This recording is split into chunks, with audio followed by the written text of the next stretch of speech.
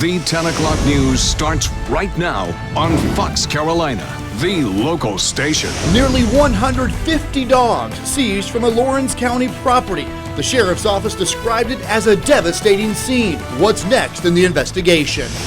And police say technology helped catch a suspected porch pirate before the victims even knew. We'll take you through how this all worked.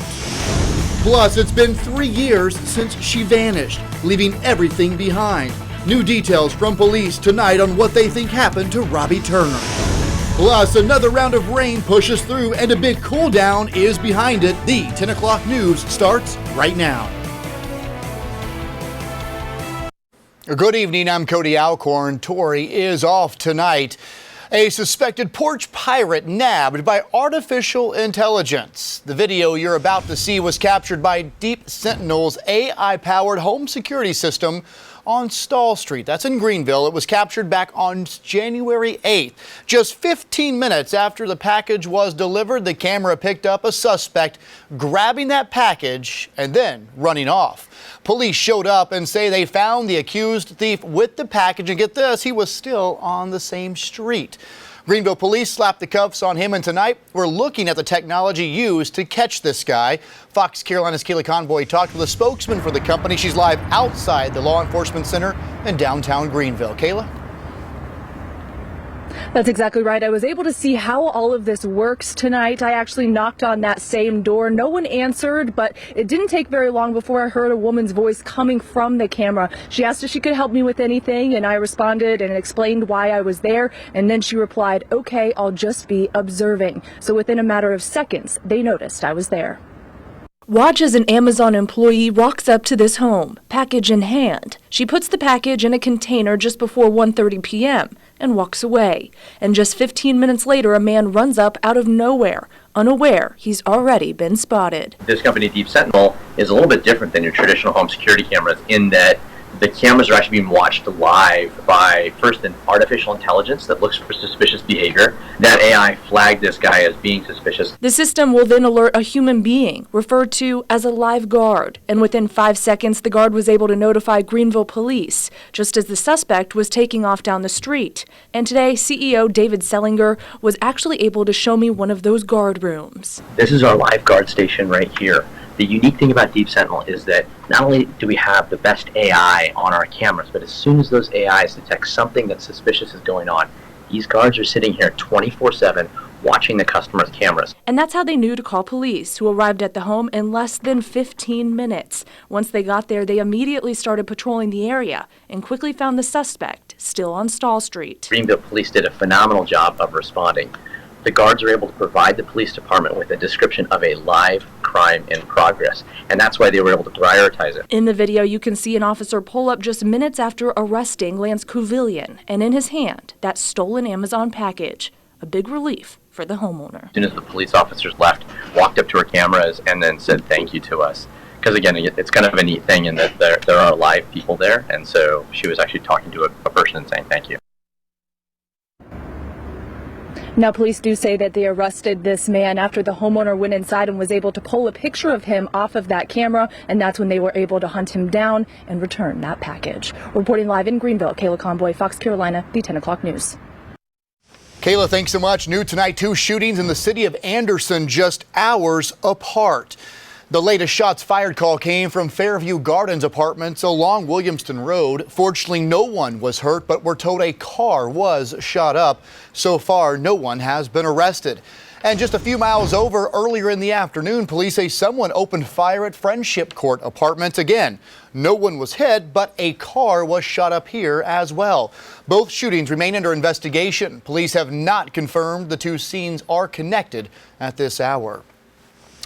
Well, we are talking about more showers on the way, but we might finally see a dry out period here across the Carolinas. We do want to check in with Chief Meteorologist Kendra Kent And man, it's been a wet start to the week, Kendra. It has, and we have one more rain chance tonight before we're going to get some solid sunshine, at least for about 48 hours. Here's a look at the latest radar. Just light showers in the mountains. It's been dry in the upstate, at least for the last several hours, but we are tracking more rain out to the west. Some very heavy downpours just getting into Alabama, and most of this is going to be cruising on toward the southeast and really missing our area, but could make a close approach as we head toward very late tonight into the early morning commute tomorrow. But severe weather threat very low for our area, but some gusty winds, rumbles of thunder will be possible with that line later on. 64 for Greenville right now, 58 in Asheville, so it's mild by January standards out there. And as we look ahead, notice that temperatures will generally be holding near 60 degrees throughout the morning, with just some lingering clouds towards 6 a.m. and temperatures will warm at least into the 60s throughout the day, but cold air will be pushing in. Low 50s for the mountains in the morning, and it's not going to warm up much as that cold air takes over. We'll talk about just how chilly it gets for tomorrow night coming up in just a few minutes. Cody. Kendra, thanks so much. New at 10, a former employee says Relentless Church owes him more than $75,000. Richard Hayes spent 20 years working for the church. He was the CFO when it was Redemption Church and says he was promoted to Chief Operating Officer by John Gray last year. He resigned, though, December 5th, saying he had, quote, ethical and business concerns about Relentless Church. The lawsuit shows he says the church still owes him $40,000 in unpaid wages, more than $12,000 in unpaid vacation time, and a raise he was promised but never got. He says he got a letter after resigning saying he violated a confidentiality agreement with the church. We have a link to the full lawsuit inside our free Fox Carolina News app.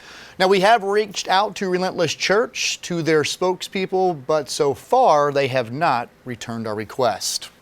Now, Relentless is also facing a court order to remove the congregation from its location on Haywood Road. Now, Redemption Church still owns this property, and owners Ron and Hope Carpenter say Relentless has fallen behind on rent payments. Pastor Gray denies the allegations. A hearing is set for January 31st.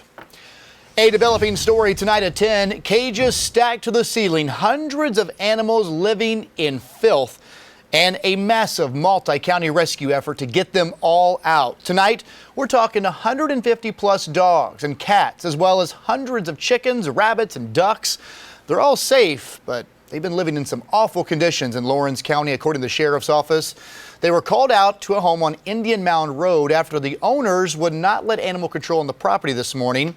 So in addition to finding hundreds of animals trapped inhumanely, law enforcement says they also found weapons, ammunition, and drugs.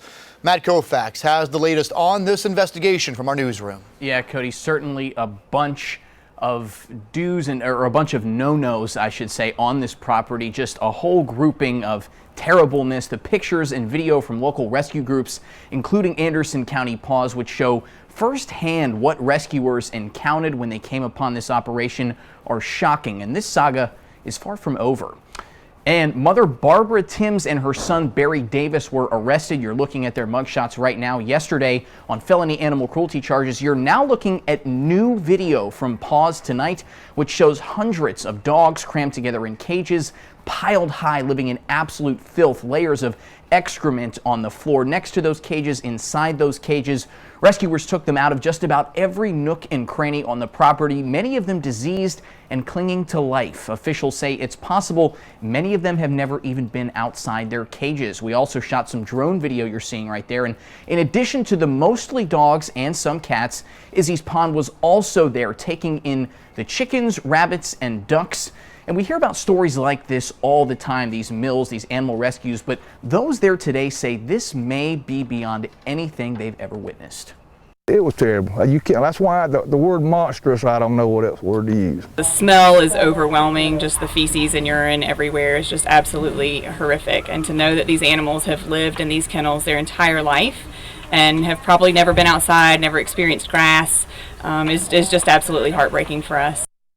The animal cruelty allegations are so horrific, it's easy to overlook the fact that deputies say they also seized other illegal items, including, as we mentioned, firearms, boxes of ammunition, and even drugs. Because of this, they say additional charges could be coming against those suspects.